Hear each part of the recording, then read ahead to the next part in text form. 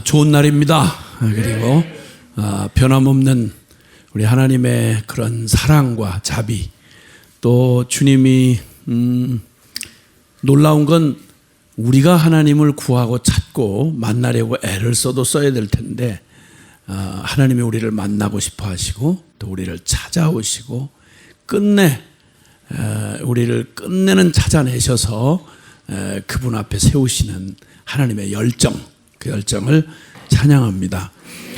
요한복음 5장에는요, 예수님이 유대인의 명절이 돼서 예루살렘에 올라가셨다가 일어난 일입니다. 주님이 예루살렘 요한복음 5장 그 2절에 보면 예루살렘에 있는 양문 곁에 히브리 말로 베데스다라 하는 못이 있는데 거기 행각 5이 있고 그 안에 많은 병자, 맹인, 다리 저는 사람, 혈기 많은 사람, 마른 사람들이 누워 물의 움직임을 기다리니 이는 천사가 가끔 못에 내려와 못을 움직이게 하는데 움직인 후에 먼저 들어가는 자는 어떤 병에 걸렸든지 낫게 되미러라.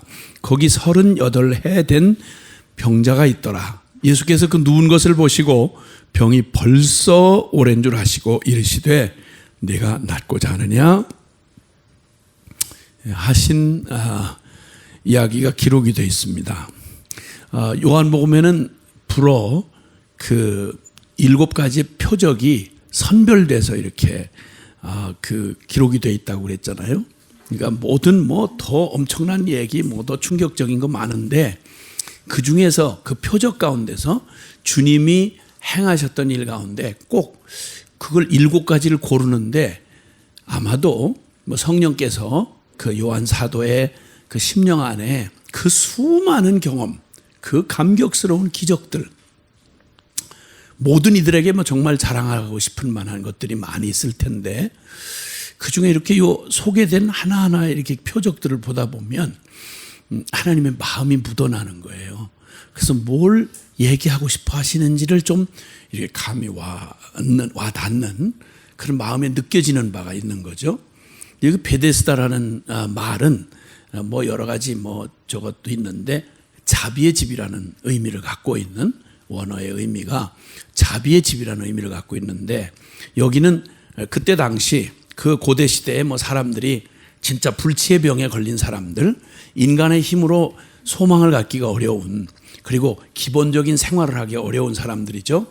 거기 맹인, 그 다음에 다리 저는 사람, 또 혈기 마른 사람, 마비돼가지고 중풍병자이거나 이런 그런 사람들이 누워서 그냥 한량없이 어찌할 바를 할 수가 있는 능력이 없는 사람들이 그냥 한량없이 하염없이 그냥 하늘의 운을 기다리고 있는 그 이름이 자비의 집이라는 곳이에요. 그러니까 마지막 자비를 기대하고 오는 곳인데 전설에 의하면 거기 천사가 와서 그 못의 물을 이렇게 휘저을 때 그 물이 동할 때 그러니까 이게 간헐천으로 짐작이 되는 거예요. 그러니까 정기적으로 솟아나오는 샘물이 아니고 가끔 벌컥 솟아오르고 그 벌컥 솟아오르는 게 1년에 몇 번 될지 부정기적인 거예요. 그러니까 언제 솟아올지 몰라.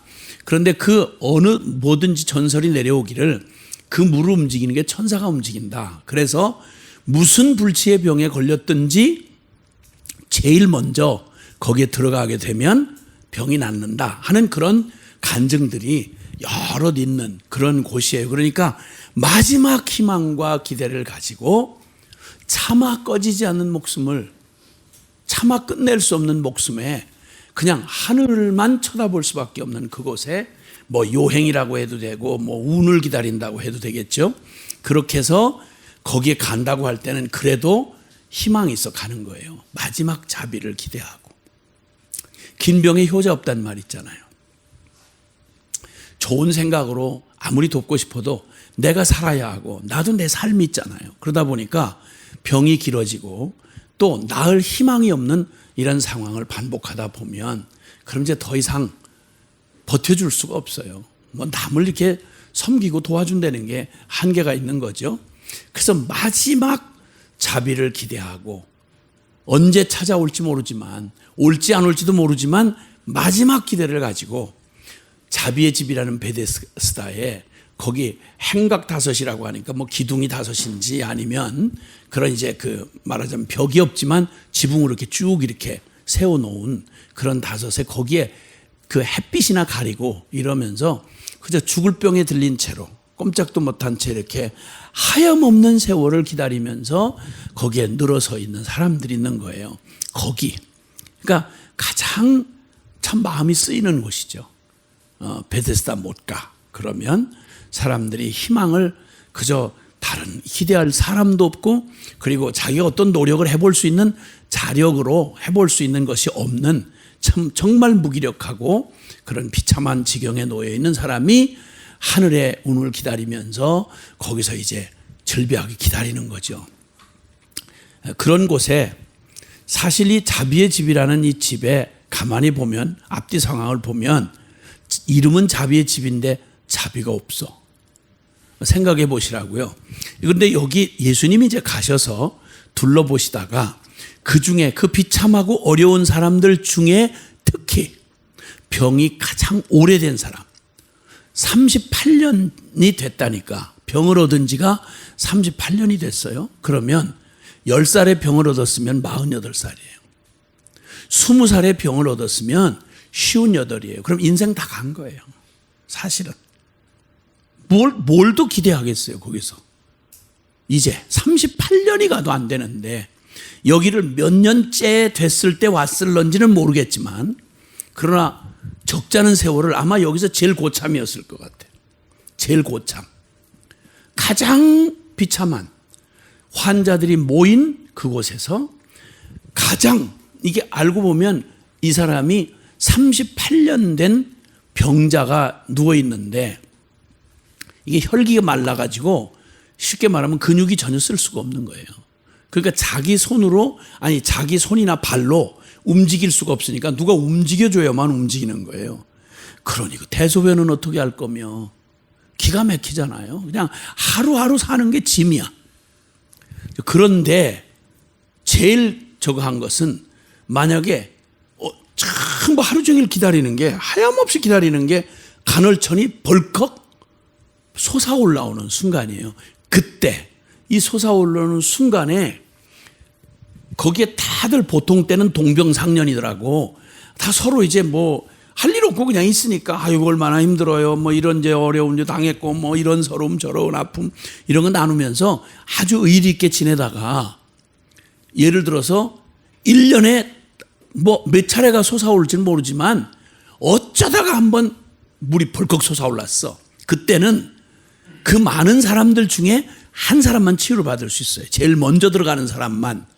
그때도 아유 형님 먼저 아유 무슨 얘기야 아유 누님 먼저 들어가셔야 이런 일이 있을까요 없을까요? 없죠. 자비의 집인데 자비를 찾아볼 수가 없는 거예요.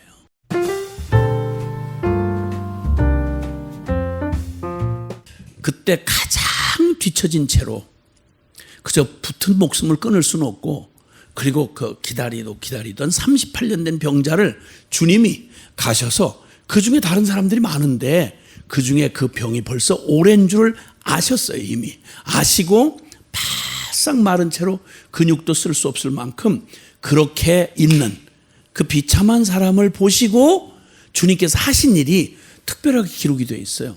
저는 이 말을 보다가 처음 이 말씀에 이제 부딪혔을 때 이제 그 생각이 나는데요. 그때 주님이 묻기를 병이 오랜 줄 아시고 네가 낫고자 하느냐? 라고 물으셨어요. 그걸 왜 물으세요? 낫고 싶지 않은데 거기 와 있을 놈이 어디 있어? 그렇죠? 그걸 묻지 않아도 될 말을 물으신 거라는 생각이 들었어요. 아니 왜 그걸 아니 낫고 싶지 않은데 거기 와 있을 놈이 누구고? 그 묻지 않아도 될 말을 묻는데 이 말을 묻자 드디어 이 병자의 상황이 그대로 드러났어요. 뭐라고 대답하는 거 아니? 병자가 대답하되 주여 물이 움직일 때 물이 동할 때 나를 못에 넣어주는 사람이 없어서 내가 가는 동안에 다른 사람이 먼저 내려가나이다 이렇게 말하는 거예요. 자, 이 얘기 속에 그냥 들으면 모르지만 이거 여러분 사랑하는 가족이라고 생각해 보세요. 가슴이 저린 얘기 아니겠어요? 눈이 빠지게 1년 내내 기다렸는데 드디어 갑자기 와! 물이 솟았다! 하는 외침이 일어나자마자 조금이라도 사지 멀쩡하고 힘 남은 사람 같으면 막 죽기 살기로 막 갖다 사람 잡아 끌고 내려서라도 살아야 되니까 요 마지막 순간이 자기에게 마지막 기회니까 그리고 막 멸치고 들어갈 거 아니에요? 자기는 스스로 누가 움직여주면 못 움직이는 거예요. 군뱅이처럼. 그냥 다 팔다리가 근육이 말랐을 테니 온 몸을 이렇게 군뱅이처럼 이렇게 이 애를 써가지고 간신히 그 연못턱에 땀이 비오듯 한 채로 가서 도착할 때쯤 되면 새카맣게 발 디딜 틈도 없이 뭐 소경 절름발이 뭐 누구 새카맣게 들어갈 자리가 없는 거예요. 그게 한 번 그렇게 되고 2번 좌절을 하고 그게 반년이 지나고 그게 1년이 지나고 그런 기가 막힌 시간을 좌절을 겪고 또다시 정말 하염없이 기다리는 그 시간, 그러다가 그게 5년이 가고 그리고 이제 10년의 해가 바뀌고 그리고 20년이 가요.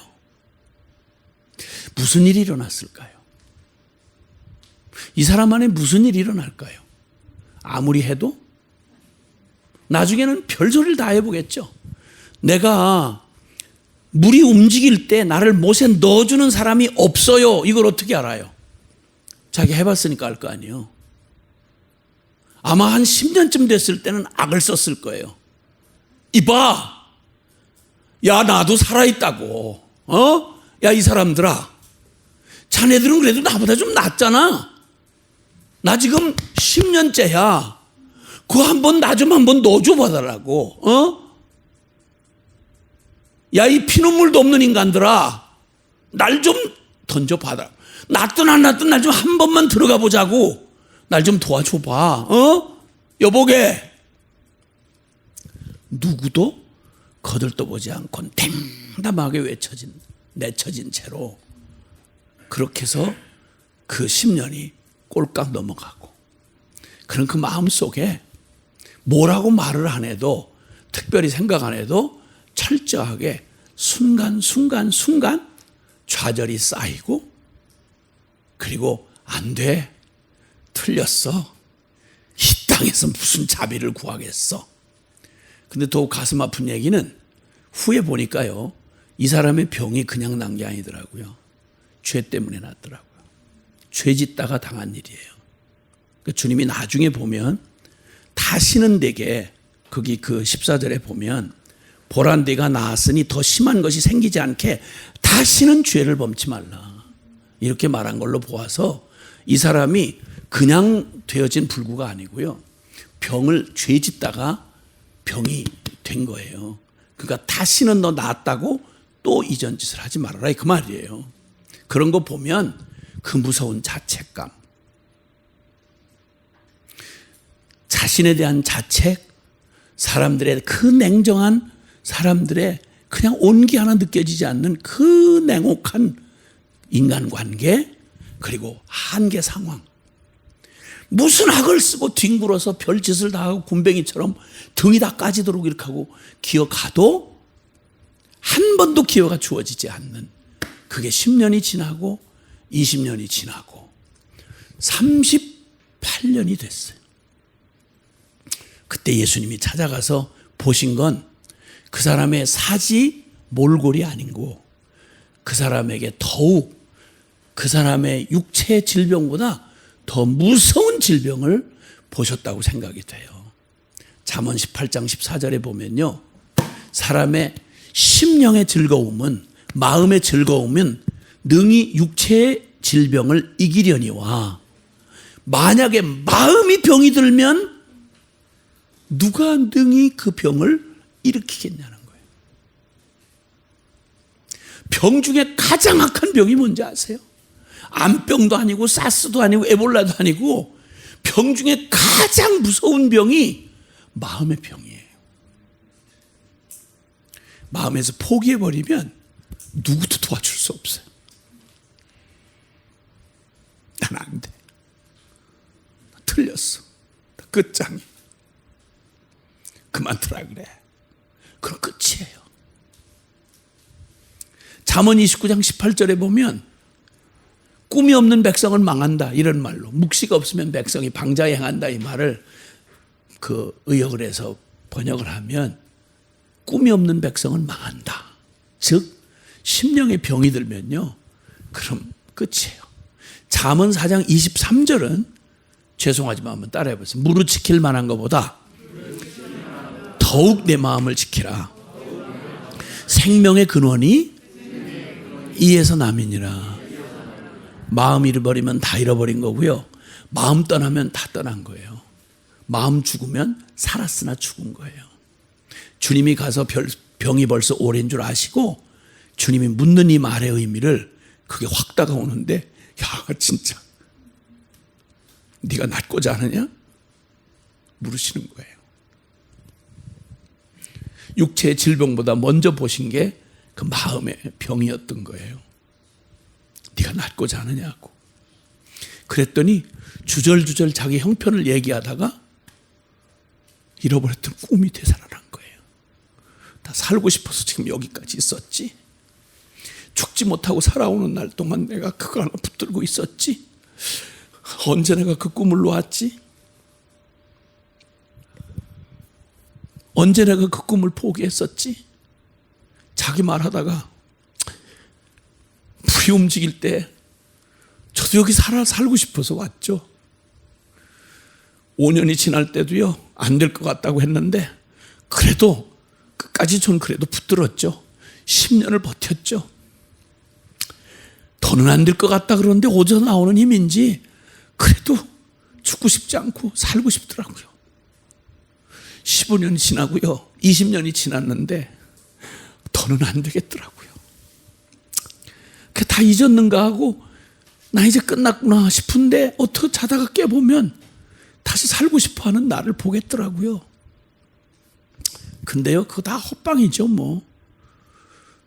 내가 그래도 포기 못하고 물이 벌컥 솟아오르면 잃어버렸던 꿈도 다시 살아난 것 같아서 어이 나 좀 넣어줘, 나 좀 도와줘 보라고, 자네들은 나보다 낫잖아 해도 그냥 깨끗이 거절당하는 그때 내가 아무리 애를 써도 나는 안 되더라고요. 다 들어가 있더라고요. 이렇게 말하다가 자기도 모르게 자기 안에 치유가 일어나는 거예요.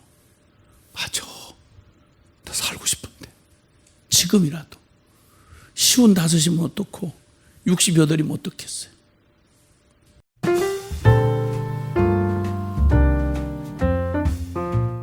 제가 이 본문을 잊지 못하는 건 제가 인도에 가서 그 선교사님들을 위한 그런 그 말씀을 전할 기회가 있었는데 잃어버린 꿈이라는 주제로 말씀을 전했어요. 말씀을 전하는데 갑자기 거기 자매 선교사님 한 분이 통곡이 터지기 시작하는데 그냥 주체를 못하고 통곡이 터지는 거예요. 그래서 나도 말하다가 뭐 다들 은혜를 받고 이제 이러는가 보다 했는데 정도를 넘어서서 막 오열을 하는데 집회가 끝나도 울고요. 하루 종일 울어요. 저러다가 사람 큰일 나겠다 싶더라고. 나는 혹시 내가 말을 하다가 실수를 했나 싶고 마음에 굉장히 불안한 거예요. 그래서 염려가 돼서 나중에 물었죠. 혹시 내가 실수한 거 있느냐? 아니요. 무슨 일인가 했더니 그 참 재원이에요. 좋은 대학 나오고 영문학과 나오고. 근데 주님 앞에 선교의 부름을 받아놓고 가슴이 너무 뜨거워서 싱글로 갔던 거죠. 가서 너무너무 그 땅이 그 영혼들이 사랑스러우니까 부모님도 뒤로하고 가족도 다 버리고 자매가 그 어려운 지역에 가서 그 나라 말 다 배우고 그리고 이제 할 만한데 어느덧 뭐 거기 다녀보신 분들은 알지만 진짜 사람 진을 빼요. 진을 빼요. 그저 차에서 내리기가 무섭게 그냥 막 꼬질꼬질한 가난한 그 고아들하고 그 애기 깐난을 어떻게 그런 애들만 그렇게 그때 데리고 나오는지 그냥 불쌍한 아줌마들이 막 붙들고 늘어지는 거예요. 없는 사람들이 막 꿀리라고 하는 이 짐꾼들이 그냥 짐을 뭐 강제로 뺏어가지고 무조건 이고 가는 거야. 이걸 뭐 인격적으로 대우할 수가 없어요. 안 그러면 갈 수가 없으니까. 그냥 차에서 내리면서부터 악을 써야 돼. 막 악을 쓰고 싸움을 해야 간신히 옮길 수가 있고. 그리고 어떻게 하다 또 타면 그냥 계속 외국인이라고 억지소리 해가면서 차비를 막 5배 불렀다가 2배로 깎았다가 그 다음에 흥정하고 타면 내리기 전에 또 올려달라고 그러고 하여튼 한 번은 움직이는데 제대로 움직일 수가 없어. 시장에 가도 그렇고. 그러니까 나중에는 막 거기다 거짓말하지 막 뺏어가지 막 이건 매일 일상을 이러니까 그리고 뭐 공무원 어디 가서 보려면 막 10분에 끝나는 한국에서 10분에 끝날 일을 막 이틀 3일씩 늦적거리다가 짜이 마시고 공무원들 얼마나 세도가 또 대단한지 이걸 1년을 지나고 2년을 지나고 시달리고 그냥 공항 드나들 때 또 외국 처녀가 멀쩡한 처녀가 거기로 오는 거 빤히 알죠. 선교사인 거 아니까 얼마나 애를 먹이고 장난하고 도장 안 찍어주면서 그냥 한 번은 그냥 그렇게 하고 그 어려움 애를 먹여서 돌아오는데 도장을 안 찍어주고 다른 비행편 들어온 사람들 다 빠져나갈 때까지 혼자 거기다 남겨놓고는 다른 사람 답을 안 찍어주는 거예요. 아무 문제도 없는데.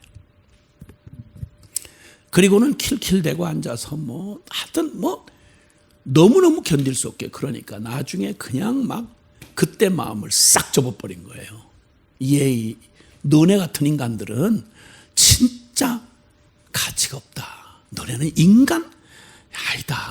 그러고 막 그냥 다리를 뻗고 막 울었대요. 악을 쓰면서. 야, 이 도둑놈들아. 내가 너네 나라에 뭘 얻어먹을 게 있어서 오겠니? 불쌍해서 왔더니 이것들 막 이러면서 막 속에서 막 갔다가 막 이게 분이 쏟아지고 막 이렇게 하고 나서 그 다음부터는 막 처음에는 갈등하고 막 이 사람들한테 이래도 되나 안 되나 이러다가 나중엔 삶이 됐어. 삶의 스타일이 됐어. 그냥 무조건 가서 막 큰 소리로 갖다 제압해 놓는 거야. 그냥 그 막 워낙 거기 말을 잘하고 막 그냥 다 환히 꿰뚫어 아니까 이제 별로 불편을 안 느낄 만큼 불쌍한 마음도 없고 그냥 사람 거기서 살아가는데 이제 익숙해진 거예요. 그래서 아주 익숙하게 잘 적응하고 살고 있다고 생각을 하던 어느 날 그만 이상한 놈이 하나 와가지고 잃어버린 꿈이라고 설교를 하는 거지. 그러다가 그냥 자기 마음이 강탈을 하시는데 주님이 인도에 대한 영혼들에 대한 마음을 다 잃어버린 채 여기 잘 적응하고 악착스럽게 살아남는 한 사람으로만 있더라는 거예요. 자기는 이미 익숙해졌고 말 잘하고 모든 거 다 사역도 잘하고 괜찮아. 딱 한 가지. 마음을 잃어버린 거예요. 그 땅에 향한 잃어버린 영혼을 향한 하나님 아버지 마음이 자기에서 떠나간 거예요. 이게 그냥 자기 가슴을 치는데 그냥 하루 종일 울었대요. 하루 종일. 제일 무서운 게 바로 뭐냐면 마음 잃어버리는 거예요. 다른 건 다 견뎌내요. 인간은요. 하나님이 창조적인 능력을 우리를 지으셨기 때문에 사람은 어떤 상황도 자기 마음에 원하는 소원이 있으면요. 이겨내요. 산도 넘고 바다도 건너고 뭐라도 할 수 있어요. 그런데 마음이 식어지고 마음이 떠나고 마음이 병들면 그러면 안 되는 거예요. 그럼 모든 게 다 있어도 그건 끝이에요. 그래서 가장 악한 병, 오죽하면 심령의 이 기쁨은 육체의 질병을 능히 고치는데 근데 그 심령이 병이 들면 누가 능히 그걸 고치겠냐는 거예요. 무서운 병 중에 제일 무서운 병이 바로 우리의 마음의 병인 거예요. 주님이 베데스다 목가에 가셔서 38년 된 병자를 말이 쉬워 38년이죠. 일생 다잖아. 응? 그렇게 수없는 좌절과 절망 가운데 짓밟히고 포기하고 내려놨던 마음을 누가 일으키겠어요? 주님이 기가 막히게도 주님이 그걸 미리 아시고 그 사람을 일부러 찾아가신 거예요. 그러니까 많은 이적들, 표적들을 봤지만 주님이 하신 그 일이 마음에 깊이 남아있는 거야. 사도 요한의 마음에, 제자들의 마음. 하나님이 우리 마음을 보시는구나. 우리를 지으신 분이니까 가장 잘 아세요. 우리의 뭐가 회복이 되어 회복되는 줄을 아시는 거예요. 그리고는 주님께서 그 말을 듣고 이미 그 마음 안에 회복된 그의 마음의 갈망과 소원을 확인하시고는 주저없이 말씀하세요. 일어나 네 자리를 들고 일어나 걸어가라. 여러분, 만약에 그 마음의 소원이 일어나지 않았더라면, 믿음도 갖지 않았더라면 무슨 미친 말이야? 38년 동안 이게 무슨 어디 장난이야? 일어나려고 하겠어요? 누구 놀립니까? 이랬을 거 아니겠어요? 근데 그 말을 듣자마자 벌떡 자리를, 38년 세월의 무게를 그 마음의 꿈이, 소망이 벌떡 일으켜 밀어내고 일어나는 거예요. 우리 주님 앞에 참 잘하셨다고 말씀드리고 싶어요. 잘하셨다고. 정말 주님 잘하셨다고. 베데스다 목가에 자비의 집이라는 이름은 있지만 눈을 씻고 봐도 자비를 찾을 수 없는 그곳에 진정한 자비의 주님이 거길 찾아가셔서, 그리고 그 잃어버린 마음을 다시 회복하시고 치유하시고 일으키신 주님 말이죠. 그리고 내 자리를 들고 걸어가라고 하시니까 이 사람이 그냥 벌떡 일어나가지고 자리를 들고 걸어가는 거예요.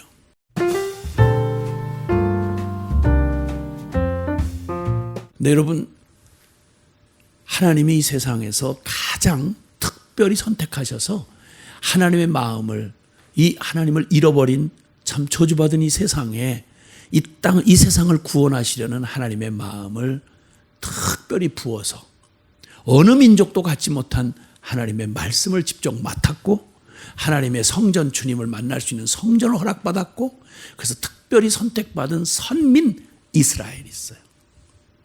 그 이스라엘 사람들은 하나님이 특별한 선택받은 민족이에요. 그러니까 이 세상을 구원하시는, 아브라함에게 한 약속이 그대로 이어졌으니까 내가 너로 말미암아 이방의 모든 민족들을, 열방을 복을 주리라, 구원의 복을 주시겠다는 거죠.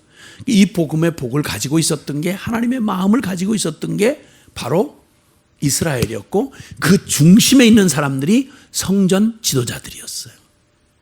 그런데 38년을 병으로 앓고 누워있다가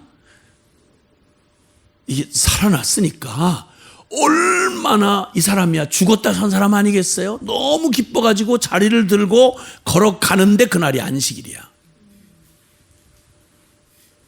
이거 뭐냐 이거? 그 사람들 계명에도 없는 짓인데 10계명에는 안식일을 거룩하게 지키고 일하지 말고 거룩하게 지켜라. 근데 자리를 자기들이 그 율례를 정해가지고 자리를 이렇게 침상을, 그 침상이라고 해봐요. 거적대기 하나 이건데 이거를 사람을 거기다 싣고 가는 건 괜찮은데 그냥 빈 침상을 옮기면 그건 작업한다는 거예요. 안식일 어겼다는 거예요. 그럼 좋아, 안식일을 잘 지키자고 하는 거야. 뭐라고 하겠어? 그런데 이 사람이 그거 어떻게 된 거야? 나 38년 된 병자였는데 나를 고쳐주신 분이 이거 자리를 들고 걸어가라고 해서 갔는데요. 그게 누구야? 처음엔 잘 몰랐어, 그게 누군지. 나중에서 그 고쳐주신 그분이 이제 나중에 예수님이 성전에서 그 사람을 만나가지고 바로 너를 고쳐준 게 나고, 그리고 보라, 내가 나았으니 더 심한 거 생기지 않게 죄를 짓지 말아라, 이렇게 했어요. 그랬더니 이 사람이 유대인들에 가서 즐거이 얘기를 해준 거예요. 처음에는 자기가 이 안식일 날 자리를 들고 왔으니 너 안식일을 어겼다, 이렇게 이제 비난을 받았는데, 나중에 고쳐준 분이 예수라는 사실을 알자 유대인들이 바로 안식일에 이런 일을 한다 해서 예수님을 노골적으로 핍박하기 시작했어요. 주여 주여 하면서 성경을 끌어안고 살면서 하나님의 마음하고는 아무런 상관이 없는 짓을 하는 거예요. 이 비슷한 일을 주님이 일부러, 이 사람들이 유별나게 안식일 가지고 생난리를 치는 걸 아시기 때문에 꼭 병자를 고쳐주실 때 주일날 많이 이러셨어요. 그래서 그게 시비가 돼가지고 막 생난리도 아니에요.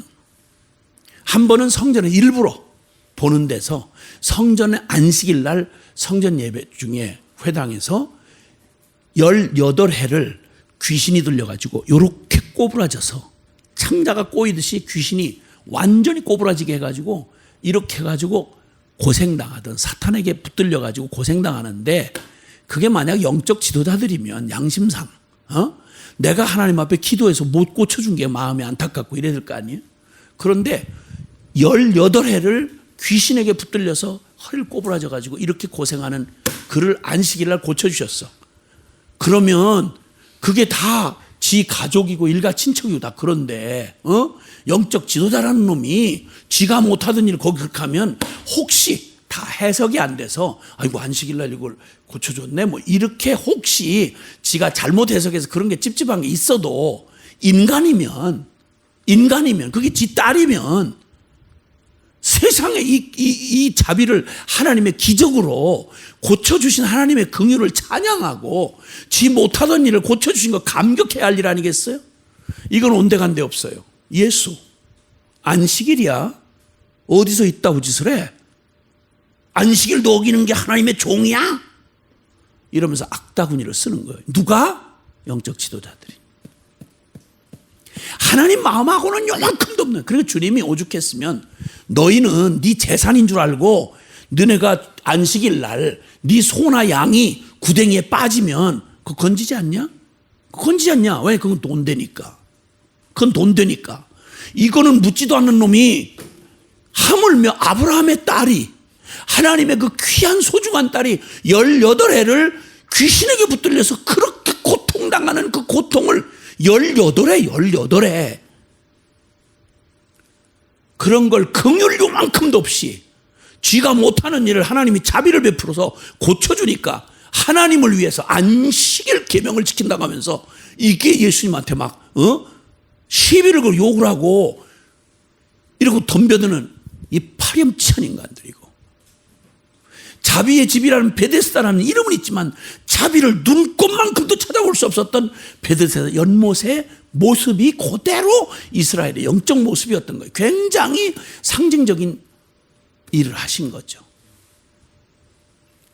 하나님의 사랑과 자비의 성전 안에서 하나님의 자비가 가장 온전히 드러나야 될 그 일에는 요만큼도 눈꼽만큼도 관심이 없이 오직 저희 종교 기득권을 위해서 안식일을 잘 지켰느니, 안식일에 뭐 관리인이 이런 짓을 하는 이 썩은 종교, 이 사악한 인간들, 고통을 당하는 하나님의 백성들에 대한 요만큼도 책임지지 않는 그 기가 막히고 불쌍한 그 시대를 향해서 그 사악함을 주님이 그냥 보라고 안식일날 그러시는 거예요. 그때 유대인들이 안식일을 지키지 않았다 하면서 예수님을 막 핍박하고 박해를 하니까 예수님께서 그들에게 이렇게 말씀을 하세요. 17절에 보니까 내 아버지께서 이제까지 일하시니 나도 일한다. 안식일날 왜 이런 일을 하시오? 라고 말했더니 주님이, 아버지께서 안식일을 제정해 주신 분이 아버지잖아요. 하늘아버지. 안식일을 왜 하셨죠? 완전하게 창조하시고 주님이 그 완전한 창조를 함께 그 하나님의 안식에 우리를 초청하시려고 그렇게 해서 만드신 게 안식 아니에요? 그런데 지금 이들에게는 안식이 없는 거예요. 범죄하고 나서 인간들에게 안식이 없는 거죠. 이 고통 속에 있는 그들에게 참된 안식의 주인 되시는 주님께서 안식의 참된 의미를 알게 하시려고 이 죄로 말미암아 엉망진창이 된 영혼을 저 사단의 손아귀에서 풀어주시고 자유케 하시고 구원해 주시는 하나님의 자비와 사랑이 나타내시는, 아버지가 지금까지 일하시니까, 아니 짐승만 해도 돈 되는 줄 알고 안식일 날 빠지면 그 구덩이에서 묻지 않고 꺼내거든요. 돈을 밝히니까. 바리새인들이 특별히 정통하는 하나님 앞에 제일 잘 믿는 척하는 바리새인들이 돈을 좋아해요. 돈을.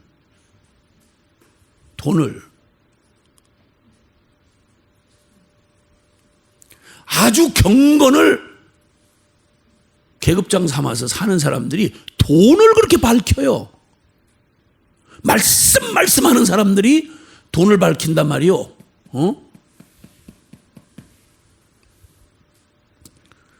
모든 게 돈으로 보이니까 다. 그건 묻지 않아. 재산이니까. 근데 나귀 새끼는 돈이 되니까 묻지 않고 꺼내면서 세상에 하나님의 딸이, 하나님의 자녀가 이 세상에 38년을 고통을 당하고 그 기가 막힐 비극 가운데 그 안타까운 영혼을 살려주신 그 주님에게 감격을 하고 주님 우리에게 그 일 행해달라고 오히려 더 부르짖고 간구를 해야 될 일이지, 이걸 가지고 핍박하고 결국 이 시비를 계속 걸다가 하나님과 자기를 동일시했다는 거예요. 나는 나다, 나는 하나님이다, 이렇게 말한 이유 때문에 예수님 십자가에 죽이는 계기가 이렇게 쌓인 거예요.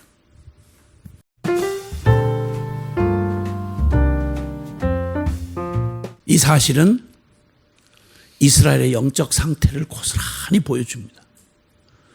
죄로 말미암아 스스로도 어떻게 할 수가 없고, 자비의 집이라는 이름은 가졌으나, 종교의 이름은 가지고 있지만 성전은 널려놨는데 그런데 전혀 자비를 찾아볼 수가 없는, 생명이 떠난 이 기가 막힌 이스라엘의 영적 상태가 38년 된 병자하고 다를 게 뭐 있냐 말이에요. 영적으로 눈이 멀고, 영적으로 절고, 영적으로 중풍병자 마비가 된 채로 스스로는 아무 소망이 없어서 이름은 부르지만 그러나 전혀 생명이 떠난, 죄로 말미암아서 38년을 그냥 인생 다 뺏기고 그리고 절망 가운데 놓여져 있던 그들처럼 이스라엘은 모든 것 다 하나님으로부터 받은 선물을 아무것도 누리지 못한 채 지 죄로, 그 죄로 말미암아 영적인 이 곤궁한 처지에 있는 그들에게 이제 꿈을 다 포기하고 이제는 하나님에 대한 거룩한 소망도 없이 그 기가 막힌 상황에 있는, 여러분 그때 여러분 저는 이런 생각이 났습니다. 에스겔서 37장에 보면 에스겔 선지자가 이스라엘이 죄짓고 발악을 하다가 끝내 바벨론 포로로 끌려갔잖아요. 그럼 그 남은 사람들이 그나마 마지막 희망을 가지고 주님 앞에 왜 맞았는지 죄를 짓지 말고 회개하고 하나님의 자비를 기다려야 될 거 아니에요. 근데 포로로 가니까 나라 뺏기고 다 죄값으로 포로로 갔는데, 간 이스라엘 백성이 그냥 거기서 또 생존 본능을 가지고 그래서 밥 벌어 먹어가면서 그냥 바벨론화 돼 가지고 살아가는 거예요. 이스라엘의 꿈이고 뭐다. 그때 주님이 에스겔 선지자에게, 같이 포로로 끌려갔던 에스겔 선지자한테 이스라엘의 형편을 보여주시느라고 성령께서 그를 에스겔 해골골짜기로 이끌어 갔어요. 물기가 바싹 마른 그 해골골짜기에 데리고 가시는데 바람이 휙 하고 부니까 그 먼지가 수북히 쌓였던 골짜기에 마른 뼈다귀들이, 죽은 지 이미 오래돼서 물기가 다 사라진 바싹 마른 뼈다귀들이 여기저기 흩어져 골짜기에 막 가득 차 있는 거예요. 설명 안 해줘도 그게 이스라엘의 영적 모습인 거예요. 그때 주님이 하나님의 종 에스겔에게 이렇게 물으세요. 인자야, 이 뼈들이 능히 살겠느냐? 다시 말하면 하나님 앞에 마지막 발악을 하고 악다구니를 쓰다가 나라 뺏기고 성전 다 허물어지고 포로로 바벨론에 다 죽임당하고 그나마 살아서 바벨론에 온 사람들마저, 그들마저 그냥 꿈이고 예루살렘이고 뭐 부르심이고 다 내팽개치고 그냥 거기서 다 영이 죽은 자들처럼 널브러져 가지고 밥이나 꾸역꾸역 처먹고 그냥 보편적인, 하나님도 모르고 아무 소망 없는 사람들처럼 똑같이 그냥 육신의 밥이나 꾸역꾸역 먹고 거기서 바벨론화 되어 가는 거예요. 이스라엘 소망이 없어진 거야. 꼭 에스겔의 마른 해골골짜기, 마른 뼈다귀 같은 게 이스라엘의 모습이었어요. 그걸 보니까 선자의 가슴이 기가 막힌 거야. 그때 주님이 묻기를, 인자야, 이 지경인데 이런데도 이 뼈들이 능히 살겠느냐? 그 종을 테스트하시려고 물어보시는 거죠. 우리가 더 기다릴 것도, 주여, 뼈가 젖어 있어도 소망이 없는데 뼈가 바싹 말랐다는 말은 이미 그렇게 된 지 오래됐다는 얘기 아니겠어요? 그렇죠? 여기서 무슨 소망이 있어요? 여기서 무슨 기대를 하겠냐고. 인간 편에서 어떤 가능성이 있냐고. 없어요. 없어요. 그때 에스겔이 대답을 아슬아슬하게 이렇게 대답을 해요. 틀렸습니다. 아니, 이거 보시면 모르세요. 야, 여기에 무슨 기대 할 게 있겠어요? 이렇게 안 하고, 그건 인간 편에서 할 수 있는 말이죠. 근데 지금 주님이 물으시니까 이렇게 말하는 거예요. 주께서 하시나이다. 우리가 끝이라고 끝이 아닙니다, 이 말이에요. 내가 끝이기 때문에 끝이라고 말할 나는 권한이 없습니다. 우리 인생의 끝이 아니란 말입니다.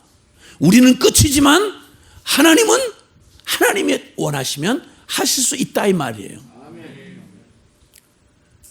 그때 주께서 하시나이다 그랬더니 그 말이 진짜 믿음의 말이어야죠. 그랬더니 주님이 그 말을 받으시고, 인자야, 이 뼈들을 향하여 대언해라. 뼈들아, 일어나라. 이랬더니 뼈들이 다 일어나가지고 이 뼈적바가 들어맞는 거예요. 그리고 힘줄이 덮이고 가죽이 덮이고, 그리고 이렇게 모양을 갖춘 거예요. 그때 다시 명해라. 생기야, 사방에서 불어 이 죽임당한 자들에게 들어가서 이들을 일으켜라 하고 명령을 하시는 거예요. 믿음 없으면 어떻게 명령을 해요? 느낌 가지고 하겠어요? 안 되죠. 틀렸죠. 그럼 나는 틀렸지만, 나는 안 되지만 하나님은 하실 수 있죠. 그래서 주의 이름으로 생기를 향하여 명했더니 사방에서 생기가 불어 들어와서 사람들, 죽었던 마른 뼈다귀들이 일어나서 군대를 이루어서 막 행진해 가는데 완전히 하나님의 거룩한 군대가 되더라. 그게 다 망한 이스라엘 향한 하나님의 꿈이었어요. 부르심이었어요.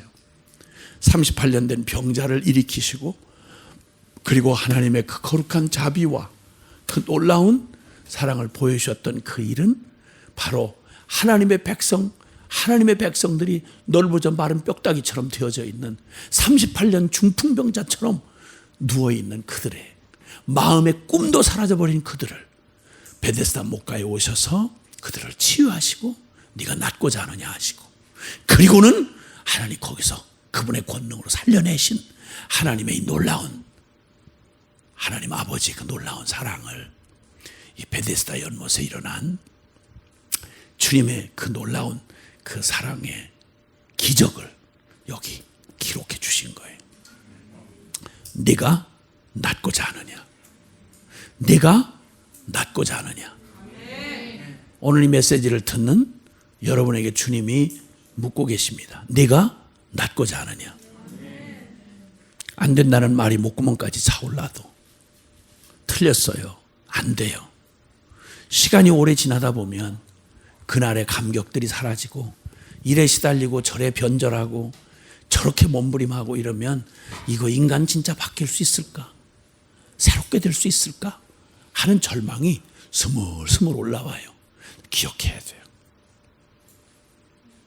주님이 끝났다고 하기 전에 우리가 끝났다고 말하면 안 돼요. 주님은 다시 물으시는 거예요. 에스겔 해골골짜기 앞에서도, 베데스다 38년 된 병자 앞에서도 네가 낫고자 하느냐? 이 뼈들이 능히 일어나겠느냐? 그럴 때 주께서 하시나이다. 주님이 하실 수 있나이다. 주님은 그분의 권능을 드러내 보여주실 것입니다. 한국교회 새롭게 될 수 있습니까? 아멘, 아멘, 아멘. 열방은 주께로 돌아올 것입니까? 아멘, 아멘, 아멘. 복음은 영화롭게 될 것입니까? 아멘, 아멘, 아멘. 여러분 어떤 처지에 어느 상황이 있을지라도 기억하시기 바랍니다. 주님이 꼭 묻고 싶어 하십니다. 네가 낫고자 하느냐? 기도하겠습니다.